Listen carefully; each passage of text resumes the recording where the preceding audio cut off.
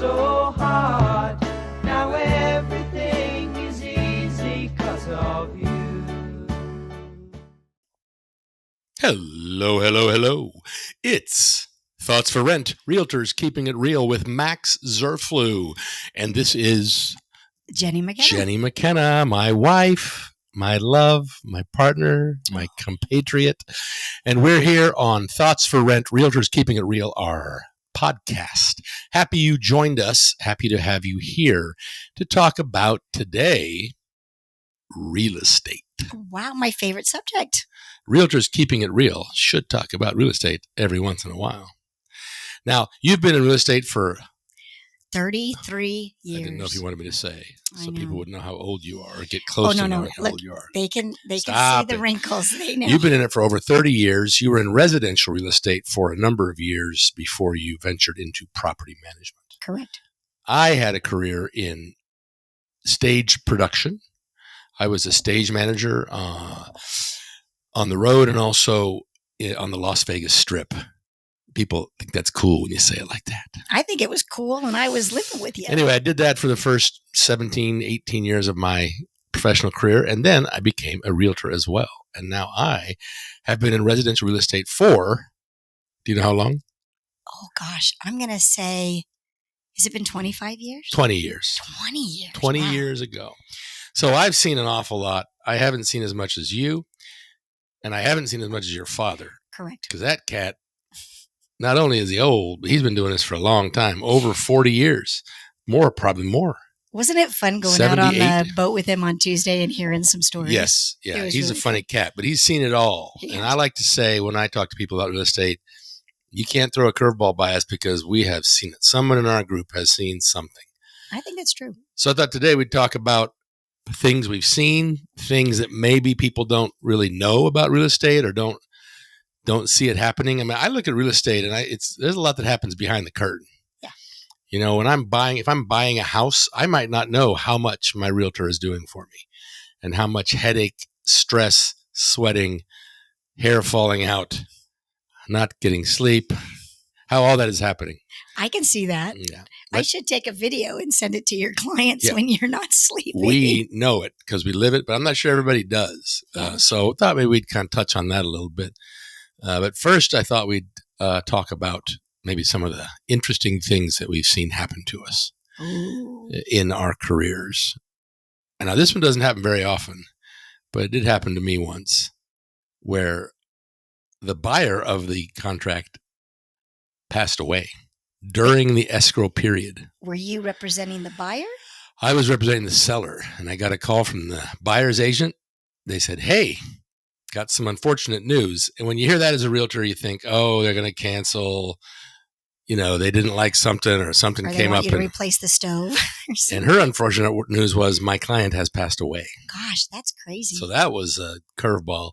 We handled it. You know, usually that means that the contract is null and void, at least from the side of the buyer. Mhm. If a seller passes away, their estate still is responsible for that contract. So Correct. It's a little different scenario. But anyway, that's something that was pretty rare that I encountered. What's something that you've encountered that just, you went? Well, I'm going to tell a story that's kind of a dad and I story. So as everybody knows, I started my real estate career with my father, Tim McKenna. And I was pretty, what they say, wet behind the ears when you're new. Mm-hmm. I was very new. I was only 24. And we went on to one of our first listing appointments. And it was in the same neighborhood that my dad lives in. So nice neighborhood. He knew the builder, knew the floor plan, knew everything about the neighborhood.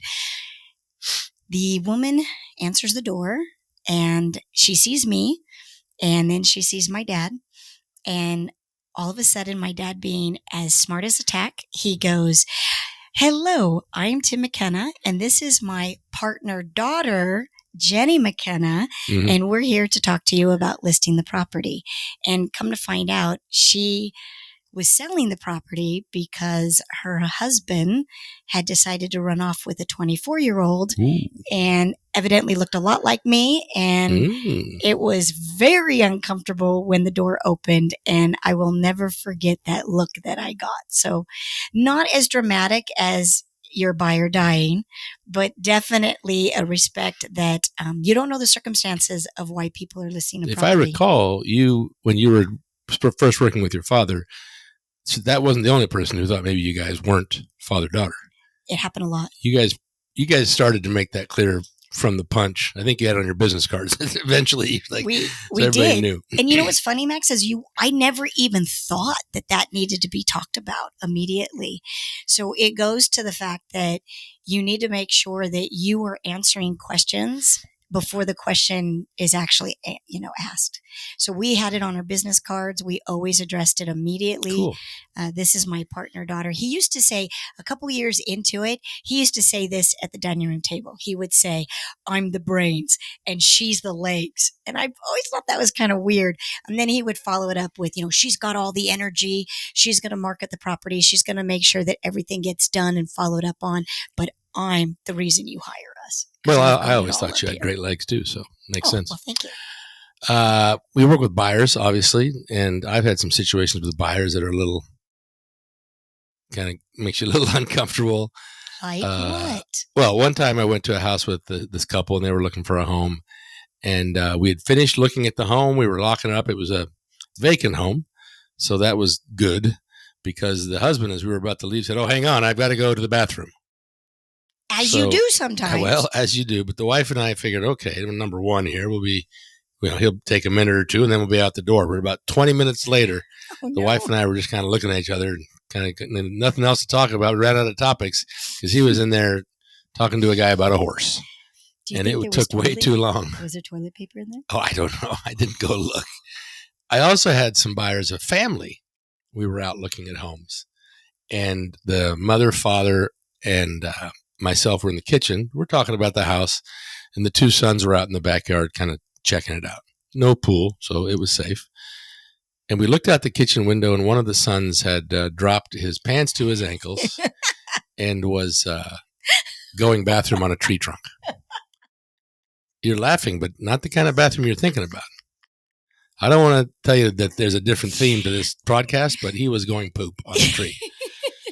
And you probably had nothing to clean it up with because you weren't expecting I think that. it was some leaves and just kind of just brushed over it. Oh, no. So those kind of situations happen. I had a client, we were out looking at homes, and he was in the military, and he was, he had a gun on him because he always had a gun on him. And we were looking at a house, and I didn't think anything was going on, but he looked into the attic compartment. And the next thing I know, he's pulled his gun out and it's pointing at the hole of the attic access. Goodness. I know you're in there. Come on out. There was nobody in there. Oh, thank goodness. But I was like, okay, well, I guess we're doing this. And one time, and I don't want to, monopolize the thing, but a friend of mine and I were looking at homes for him to buy. Mm-hmm. And this was back when a lot of homes were in foreclosure and they had been taken back by the bank. So you never knew what you were going to come upon. We did have some squatter problems at that time. We got upstairs. It was a vacant house. We got upstairs. It smelled like cigarette smoke. And we opened the primary closet door. And there was an ashtray with some cigarettes on the shelf. Mm-hmm. And there was a bunch of blankets on the ground. And then the blankets, we saw them moving up and down. No, you did not. So this looked like somebody was taking a nap there in the master closet, primary closet. And so we hightailed out of there. We said, we didn't say anything. We just kind of said, well, he didn't really like the house anyway, so it didn't matter to us. And we went on our way. We told the listing agent, hey, you might want to send somebody out because someone's taking a nap. Look. Yeah, somebody's utilizing that as a... Yeah, the bank owned, when the bank owned in 2009, 10, 11, you found some pretty interesting situations. Yeah. Well, we had one that the bank was taking the property back. Owners were not too happy about the property going back to the bank and decided on their way out that they were going to take a baseball bat to the toilet, upstairs toilet. Ooh. And Dad and I had the account with the bank. So as soon as the property was vacant, we were going to go in and do what we do and list the property. So we knew they were there one day. We were told they were going to be out the next day.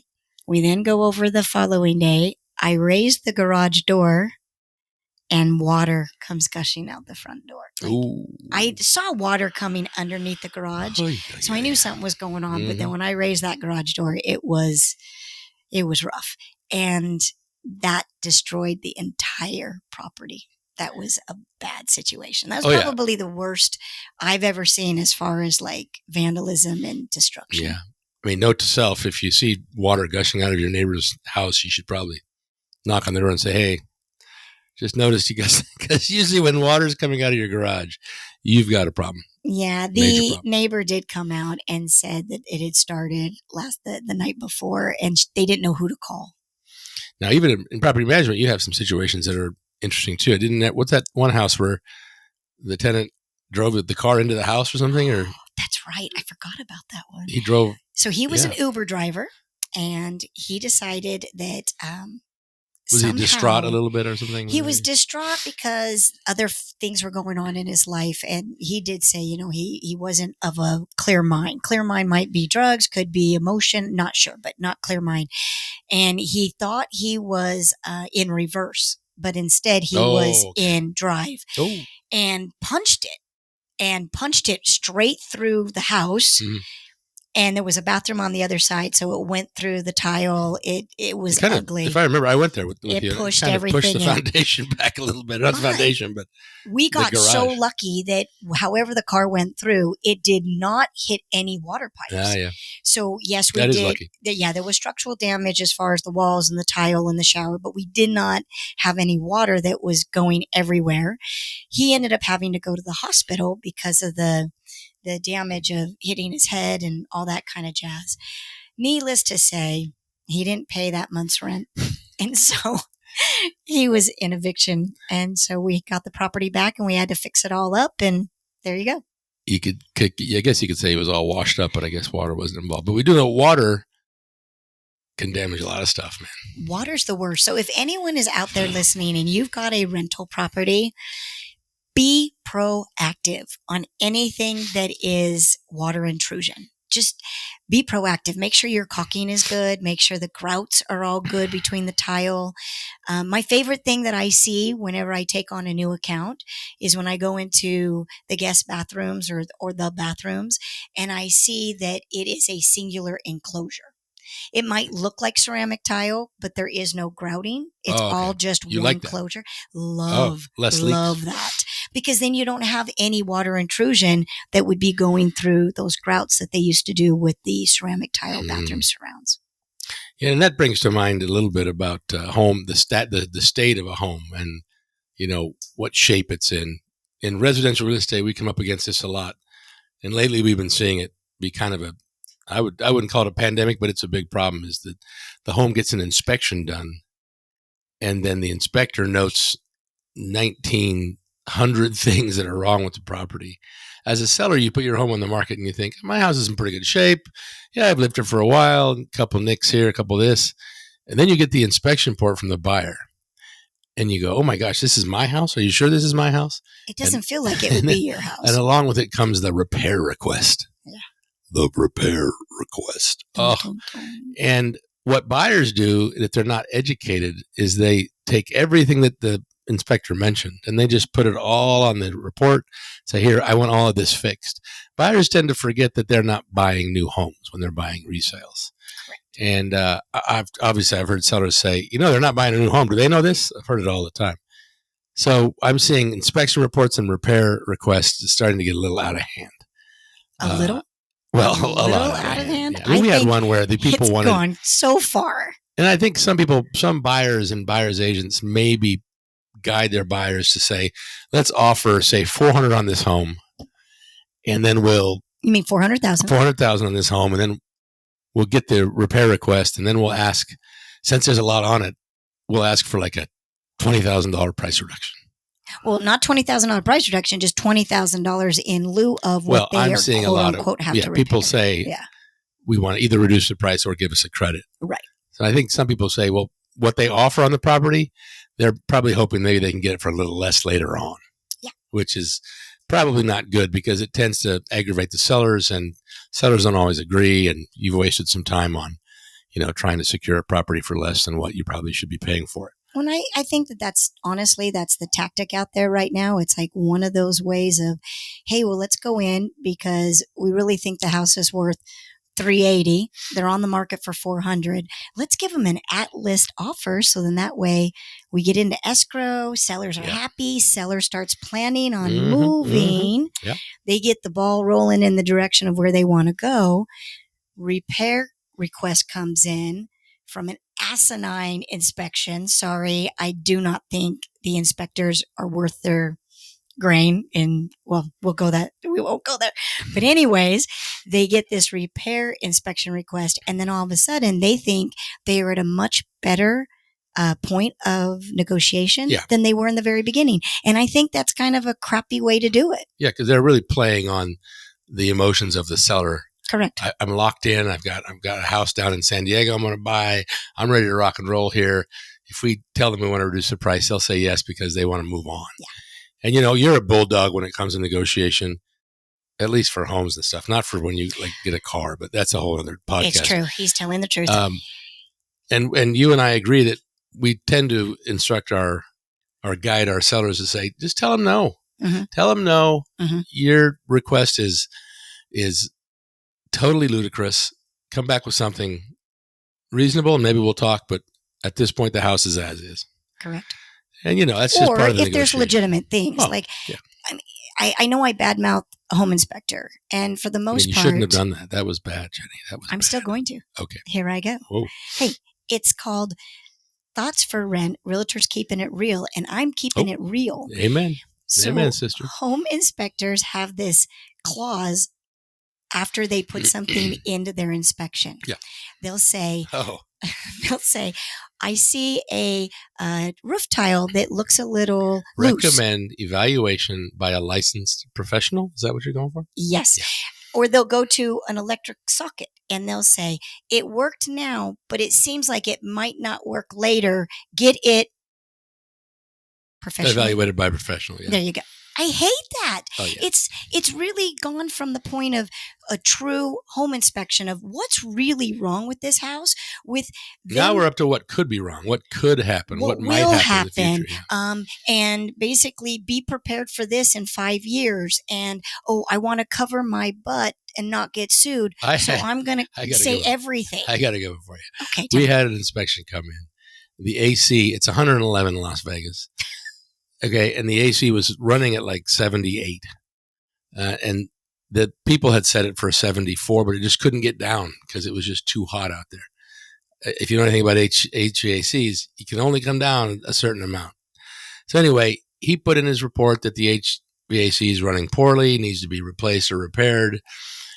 And then he said in the bedroom, there's a standalone mobile AC unit. Air conditioner, which clearly shows there is some deficiency with the HVAC central air unit.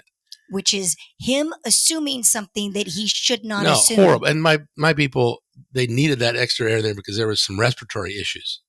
And how rude is that when you're reading that report? I agree. I have an issue. I have a mobile unit here for my respiratory issues, but this guy's saying I only have it here because I know my AC is not functioning properly.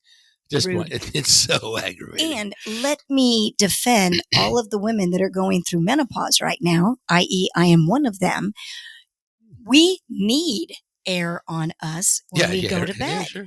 And you don't want to make the whole house 72 degrees just because you run hot at certain times in the night. Yeah. So being able to have this little portable AC or a fan, that's what women need at a certain time in their life. For him to say that on his professional home inspection report was absolutely ludicrous. And I don't want to make this all about inspectors, but it's certainly a portion of the transaction that we find we're having to deal with every time. And every transaction is different. Every inspector is different. They're all kind of the same, but they're different. And every buyer is different. Let me tell the story that just happened. A buyer might get an inspection report with 18 things wrong, and they might go, "That's fine. We'll fix it later." It just depends. But you'd like it to be a little less strenuous. Well, I agree. And I think that it's doing a bit of a disservice in today's real estate market. I had an owner. He owns 6 properties with us right now. We manage all 6. He trusts us. He knows we're good at what we're doing. He's in escrow right now. And sure enough, he got the repair addendum, and the repair addendum literally is like, Wait, he's the buyer or seller? he's the buyer. Okay. He got Well, he made the repair addendum then. well, his agent took He got the inspection report. He got the inspection report, made the repair addendum, but he sent me the repair addendum, and he starts freaking out, and he starts saying, I don't want to buy the property because, oh my gosh, the inspector came in and said this was wrong, this was wrong, this was wrong. And the words out of his mouth were this: I don't think the seller took care of the property. If there's these many things wrong with the property, they must have neglected it. Okay. Yeah. No, it's not. Half of what that repair request is cosmetic. Cracks in tiles. A crack in a tile, a grout that needs to be put back into the shower area, caulking around. A window hard to close and open. You're exactly right. That was one of them as well. Kill me. So I advised him, because remember, he's being represented by his own buyer's agent. I'm going to be his property manager. So two separate things. I could be very honest. I wasn't part of that transaction. I said, you know what? I'm looking at this house. I'm looking at what it can get you in rent. I'm looking at what is on your inspection report. And if it was me, I would not be nervous about this at all. I've already supplied to him what an estimate would be from a handyman. I said, if you can live with that amount, take that amount to the seller. If the seller wants to negotiate a little bit off of it, decide what your bottom line is. But I would not lose the house based upon this home inspection report. And that happens. It's the way right now. Buyers will get an inspection report, and they will, not unlike my buyer who had to use the restroom, they will crap their pants when they see this inspection report. And then they get nervous, right? And then they get, I don't know. It's called buyer's remorse. Sometimes it kicks in the day after you make an offer. Sometimes it kicks in when you get the inspection report. Can I also say, from a buyer's agent standpoint, though, yes, I would love a buyer's agent to look at somebody and say, okay, look, your inspection report is this. It seems like there's a lot of stuff on it that's just not important. Okay. Yeah. But to a buyer's agent, that's really tough to do. And the reason why is because everybody sues everybody. Yeah, you might say that. And then 6 months later, after they buy the house, the one thing that was in the report that says could be a problem is a problem. And they come, you told me this wouldn't be a problem. There you go. So yeah, I would love a buyer's agent to step up and give better direction. But I understand why they're not doing that. Yeah. And so then that is what's causing what we've got right now and today in the real estate market. Yes. Someone screwed up somewhere, so everybody's starting to pay the price. Yep. Not starting to. They've been doing that for a long time. But I think it's important to know that your inspection report, your repair request, those two things, they take about 2 or 3 months out of a realtor's life during a transaction. They drive Max had nuts. 9 lives until he got into real estate. And now it's down. Close. And then the appraisal process has to happen. That can be, time consuming. I mean, obviously, what we try to do on the McKenna team is prepare our clients for every scenario so that when it comes, it's not a surprise.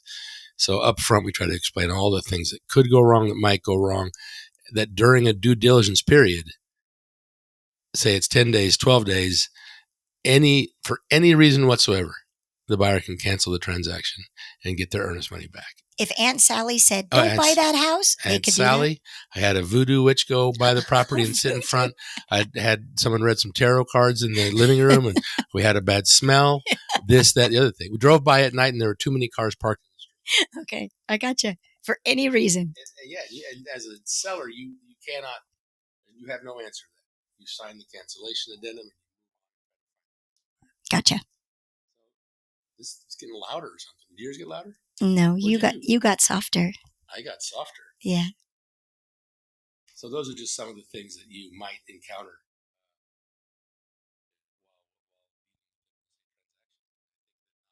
Every buyer, seller.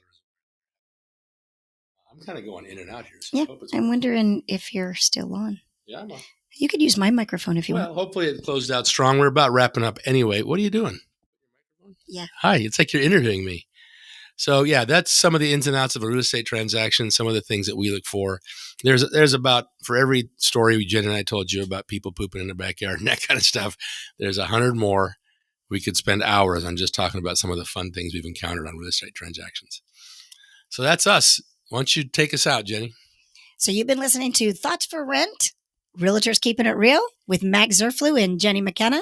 If you think somebody would be entertained with this particular podcast, please share it and subscribe so that you can hear our podcast when we drop it once a week. And we talk about lots of things: property management, life in general, realtor issues, real estate, you name it, we'll talk about it. If there's something you want to talk about, just let us know. And if you know of anybody looking to buy, sell, or invest in real estate, give us a call. Oh, there you go. Sound good? Okay, good. I'll pass over to Ireland. Here you go, Ken. Thanks, Pops.